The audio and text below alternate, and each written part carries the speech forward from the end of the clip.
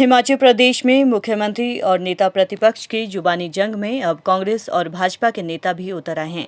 जयराम सरकार के मंत्री राकेश पठानिया द्वारा जहां पत्रकार वार्ता कर मुकेश अग्निहोत्री को भाषा का सही प्रयोग करने की नसीहत दी, तो आज कांग्रेस विधायक विक्रमादित्य सिंह ने पठानिया को खलटी में रहने को कहा है।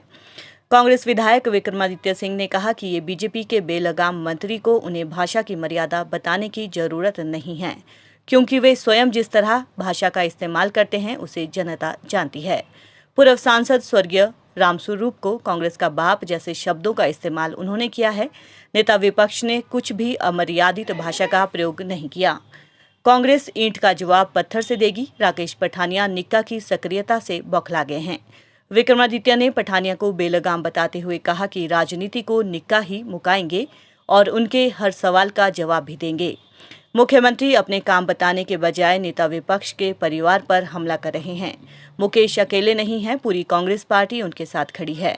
उपचुनाव में बीजेपी को मुंह की खानी पड़ी थी, यही हाल आगामी विधानसभा चुनाव में भी होगा।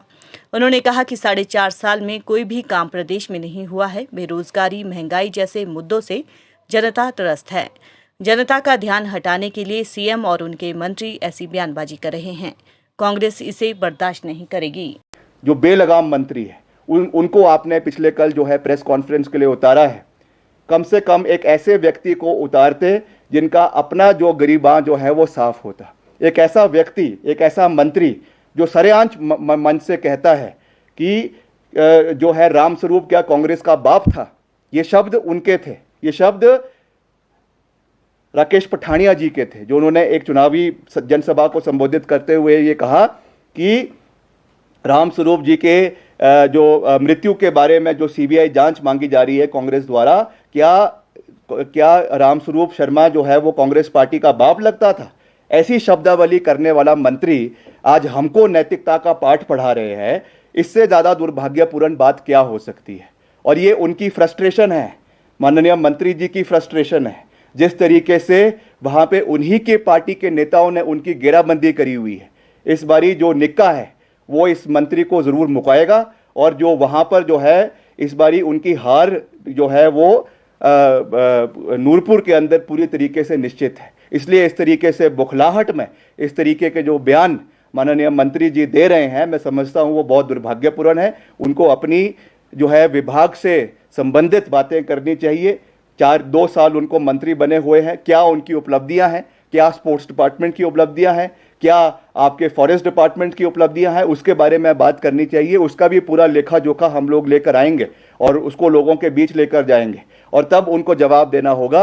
इस तरीके से प्रेस कॉन्फ्रेंस करके हमको धमकाने की कोशिश जो मंत्री जी कर रहे हैं, वो भूल गए हैं कि हम एक लोकतांत्रिक प्रणाली में रहते हैं।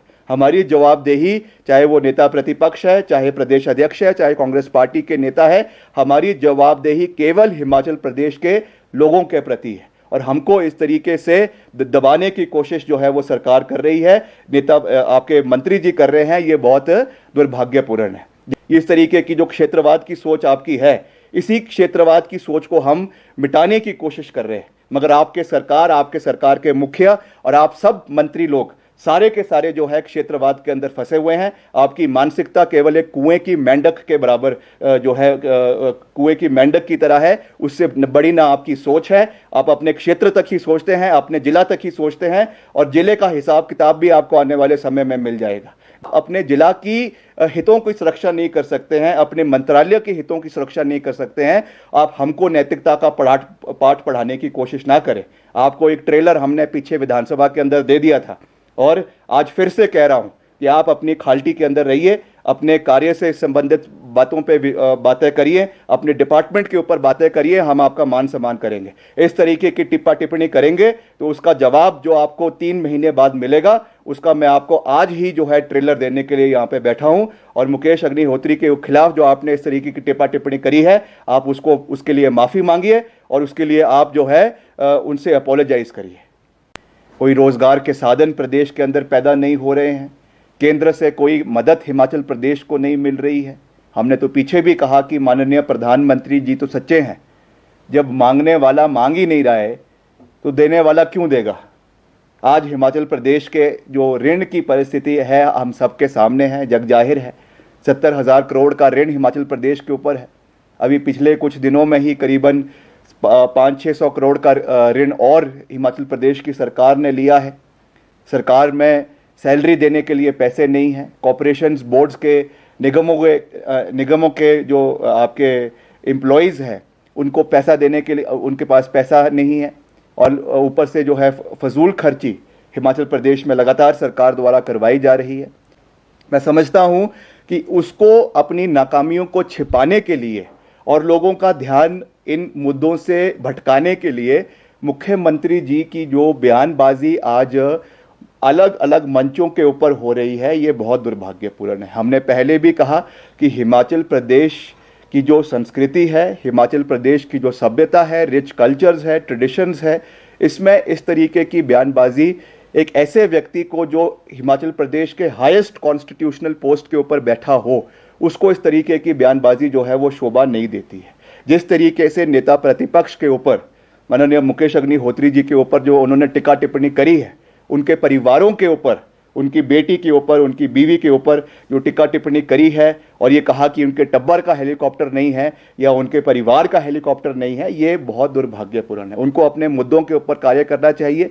किन्नौर में जाकर इस तरीके की बयानबाजी कर रहे हैं, किन्नौर के लोगों को भड़काने की कोशिश कर रहे हैं। ये भूल गए हैं कि अभी 3 महीने पहले ही किन्नौर के लोगों ने मुंहतोड़ जवाब इस सरकार को दिया। 5,500 की लीड कांग्रेस पार्टी को आपके किन्नौर जिले से, किन्नौर के इलाके से मंडी संसदीय क्षेत्र के तहत श्रीमती प्रतिभा सिंह को मिली है। इसलिए वहां के लोगों को जाकर, हमारे लोगों को जाकर इस तरीके से बहकाने की कोशिश ना करें। अच्छा होगा कि आपके जो कुछ समय अब सरकार के अंदर शेष रह गया है, उसमें आप तथ्यों के ऊपर बात करें। क्या आपने कार्य हिमाचल प्रदेश के अंदर किए हैं उसके ऊपर कार्य करें, और ये ना सोचे कि मुकेश अग्निहोत्री अकेला है। उनके साथ पूरा कांग्रेस पार्टी खड़ी है, उनके साथ पूरा विधायक दल उनके साथ खड़ा है, और ईंट का जवाब जो है वो पत्थर से दिया जाएगा।